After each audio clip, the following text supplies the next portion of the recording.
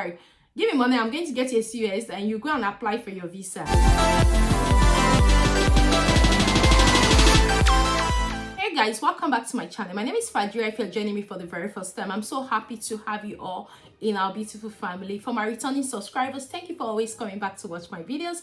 I really do appreciate. God bless you. If you're new to this channel, I create content on how you can migrate to the UK, jobs with visa sponsorship in the UK immigration updates, live in the UK, scholarships in the UK, like everything you can think about the UK. So if you're someone who is interested in such content, do hit on that subscribe button, turn on the notification bell. So each time I upload a new video, you're definitely going to be the very first person to see that video. So guys, let's quickly dive right into today's video. But before we dive right into today's video, please do like and share this video with your friends and loved ones. Someone may find it helpful. These are questions that are asked by immigration officers. Now, if you're coming in as a care worker or a senior carer, or you're coming into the UK as a skilled worker, there are so many questions they are asking now. Actually, those who are arriving now, we all know that the UK government is trying to cut down net migration, and there are questions that if they ask you and you're not able to answer, then you may be sent to the deportation center until you get a lawyer to bail you, and of course the case will continue like that. So you have to be very prepared when moving to the UK. One thing I need to let you know is that this 2024, especially with the new rules that we come into force on the 11th of March, the UK government and the Home Office are looking at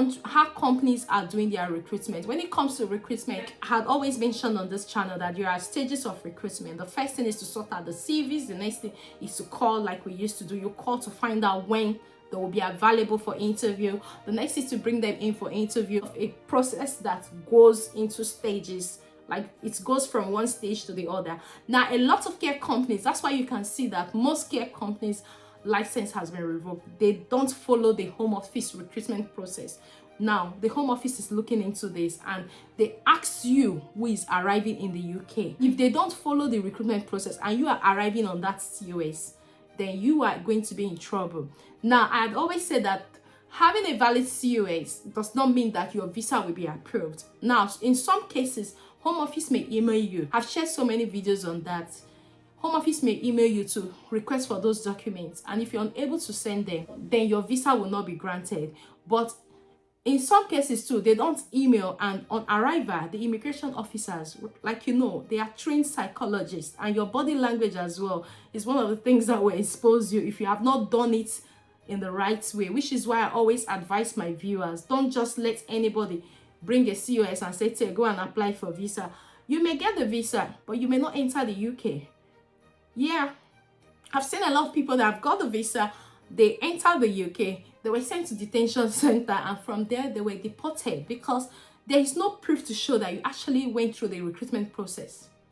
So please, before you accept any offer or anything, make sure you ask the employer. Questions I share here are questions from migrants who have just arrived in the UK.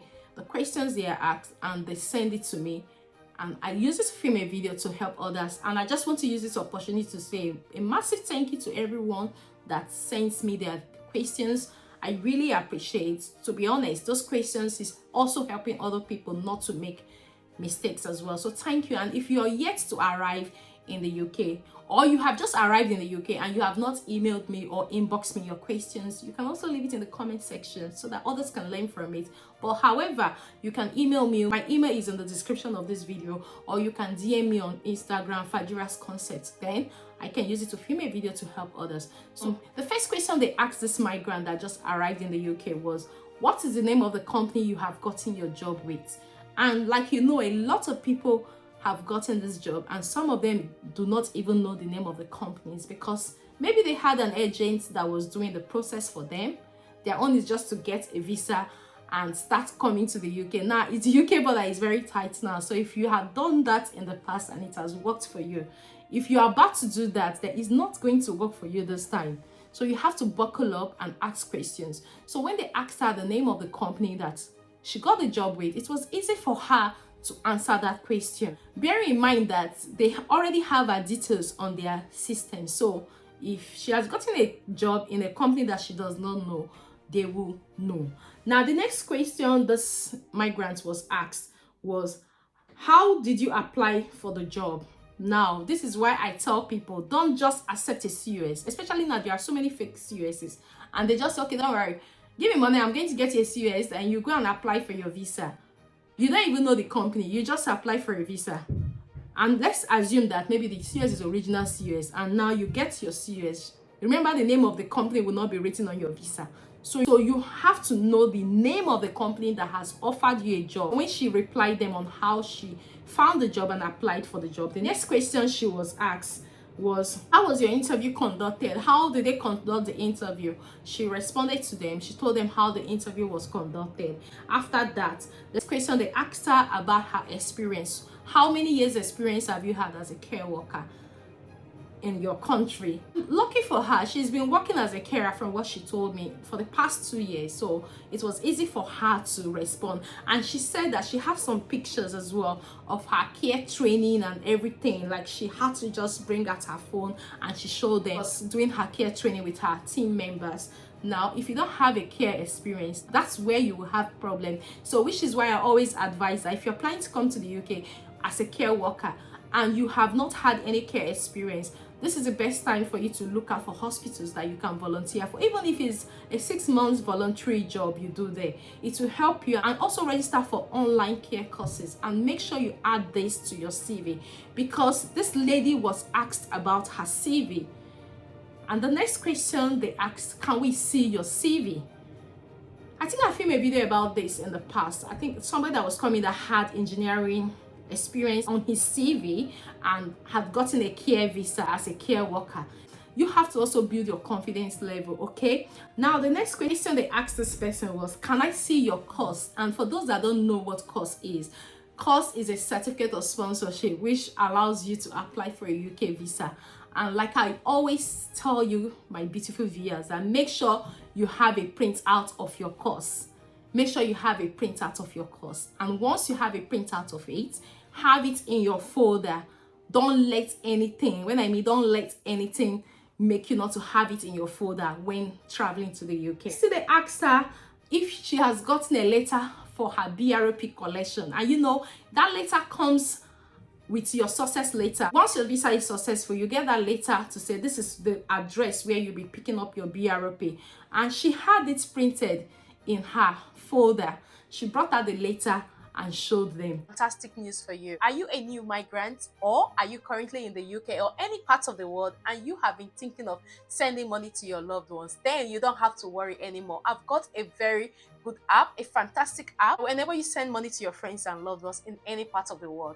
Now, Leatherback is the app for you. If you have been struggling with other apps, like I actually did struggle with other apps before I came across Leatherback. Leatherback has been very effective, and come to think of it, the rates on Leatherback is very competitive and it's very easy, very fast and smooth. It gives you access to 15 currencies and over 21 countries currently. The thing about Leatherback, my app is very easy to understand. It's not complicated. It's very easy to use. It's free to download, and use my referral code to sign up. And once you sign up, it enables you to create an account in a few minutes, and once the account is set up, then you're good to go. And you can also open an account on Leatherback, which will give you access to 15 currencies that you can always send money in any currency you want to. So download the app now, use it and send money to your friends and loved ones and thank me later. Like I said, it's very easy to use, and if you've got any problem while using the app, you've got 247 customer service to support you through the process. It's a trusted app. Leatherback is registered with Financial Conduct Authority in Canada, in United Kingdom, in Nigeria, and so on. You don't need to worry about anything when using Leatherback to send money to your friends and loved ones, because your money is secured. So guys, quickly download the app with a link in the description box below and use my referral code to sign up and thank me later.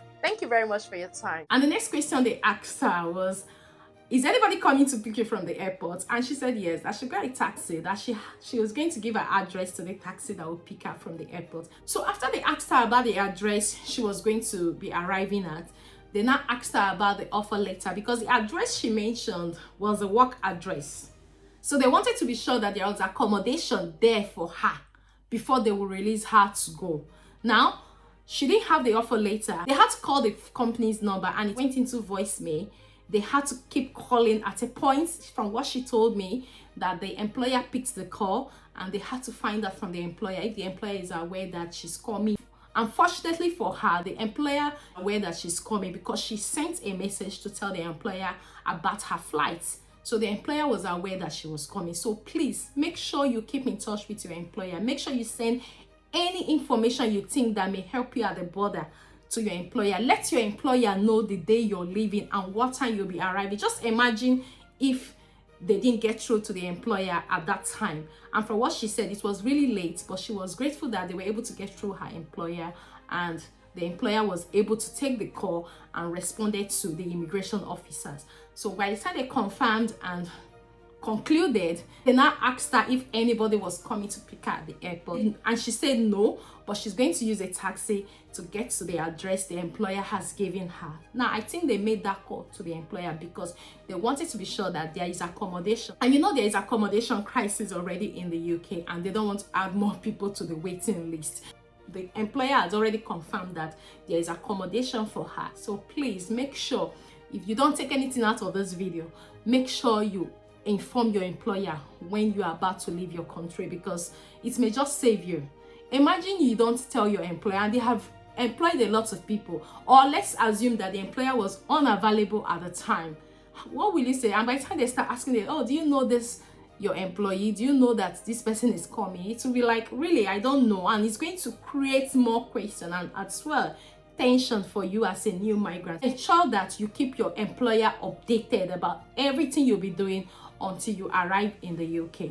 So these are the questions they asked her, and also make sure you have your offer letter. She didn't have her offer letter with her, but the employer was able to answer some of the questions that maybe her offer letter would have just answered for her if she had it on her. So please ensure that before you leave your country to the UK this 2024, ask your employer to send you your offer letter.